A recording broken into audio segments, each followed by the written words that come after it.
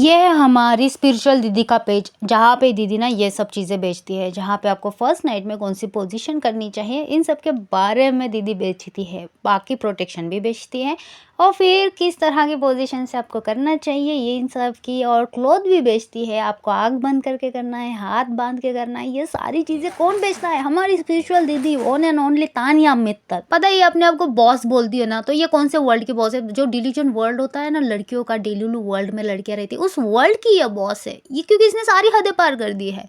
इसे एक बार क्वेश्चन पूछा गया था कि आपका घर कैसा है, ये रहती हमारी तरह के घर में। इसने क्या बोला था पता है? सबसे पहले तो मैं वो बता देती हूँ। इसने बोला था मेरे घर की जो किचन है उसमें लिफ्ट लगाई हुई है, अगर मैं खाना बना के रख देती हूँ ना लिफ्ट में, तो वो मेरे पापा के रूम में चला जाता है।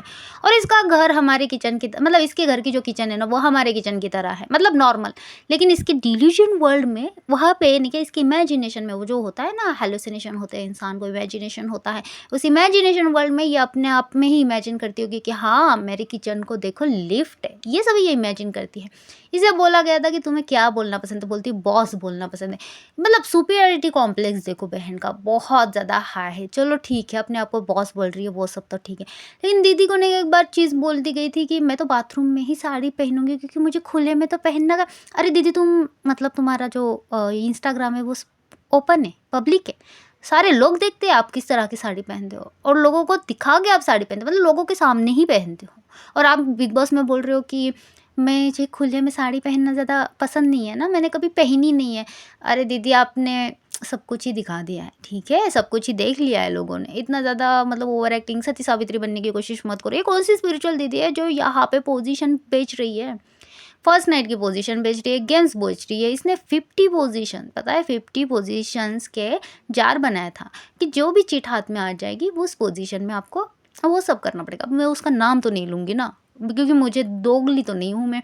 एक तरफ स्पिरिचुअल बोल देना और दूसरी तरफ ये सब चीज़ें बेचना, और नौटंकी, भाई कत्ते ही नौटंकी करती है बंदी। राखी सावंत को भी पीछे छोड़ देगी ये, कत्ते ही नौटंकी। पता है महाकुंभ में जब इसका भगदड़ हो गई थी ना महाकुंभ में, तो लोग मरे थे। चलो ठीक है, इसने बचाए भी होंगे, कुछ लोग इसने भी बचाए होंगे, 100-200 लोग बचा लिए होंगे, चलो मान लेते हैं तानिया मित्तल ने 100-200 लोग बचाए होंगे। लेकिन इंटरव्यू दे कैसे रही थी भाई? इंटरव्यूअर क्वेश्चन पूछ रहा था, रोए जा रही है, रोए जा रही है, रोए जा रही है। क्वेश्चन वो बेचारा एक पूछ रहा है, आंसर ये दूसरा दे रही है। इतना इरिटेटिंग, वो इंटरव्यू के मुंह पे दिख रहा था कि वो इरिटेट हो रहा है, और उसे भी समझ आ रहा है कि ये नाटक कर रही है। फिर दूसरे दिन क्या होता है पता है क्या? एक दिन ये रो धो के ने क्या ये डालती है, वीडियो डालती है कि मैं बहुत ट्रॉमा में चली गई हूँ, मैं उन सब चीज़ों से बाहर नहीं आ पा रही। लेकिन एग्जैक्ट दूसरे दिन दीदी अपने टेंट में बैठती है महाकुंभ में, मेकअप करके। तो दीदी अगर आप इतना ज़्यादा ट्रॉमा में थी तो आपने लिपस्टिक कैसे लगाई? आप इतना ज़्यादा ट्रॉमा में थी तो आपने आईलैशेस कैसे किए, आई मेकअप कैसे किया?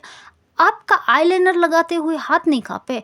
आपने सारा मेकअप कर लिया, आपने बहुत अच्छी साड़ी पहन ली, और फिर आपका एक बंदा आता है जो आपकी रील शूट करता है, और उस रील में आप रो रहे थे। आप एक जगह पे बैठे हो, आपने अपना सिर नीचे कर दिया है और आप रो रहे हो। उस रोने हुए आँसू जब टपक रहा था ना, उसका भी वीडियो शूट किया। हम कैसे मान लें आप ट्रॉमा में थे?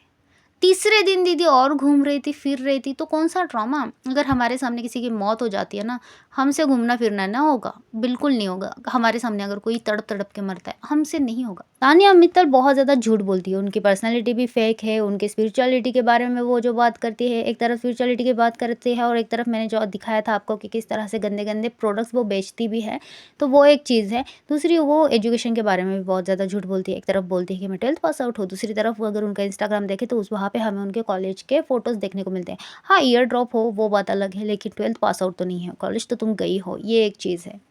और मुझे एक बात समझ नहीं है, कॉन्स्टेंटली झूठ क्यों बोलती है? उसे भी पता है कि उसका घर नॉर्मल लोगों की तरह ही है, लेकिन जो वो लिफ्ट के बारे में बताती है, जो वो स्वर्ग के बारे में बताती है, 7 स्टार भी उसके सामने फीका पड़ जाता है।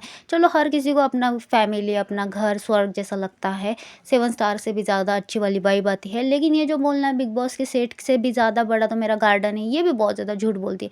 कॉन्स्टेंटली वो झूठ बोलती है। आई डोंट नो वो उसकी खुद की पर्सनैलिटी है या फिर उसे कोई मेंटल प्रॉब्लम है, पता नहीं, लेकिन ये बहुत फेक पर्सनैलिटी है। आपको ये पर्सनैलिटी कैसी लगती है बिग बॉस में? मुझे तो बहुत ज़्यादा इरिटेटिंग लगती है। आपको कैसी लगती है प्लीज़ मुझे कमेंट सेक्शन में बताना। आज की वीडियो के लिए बस इतना ही।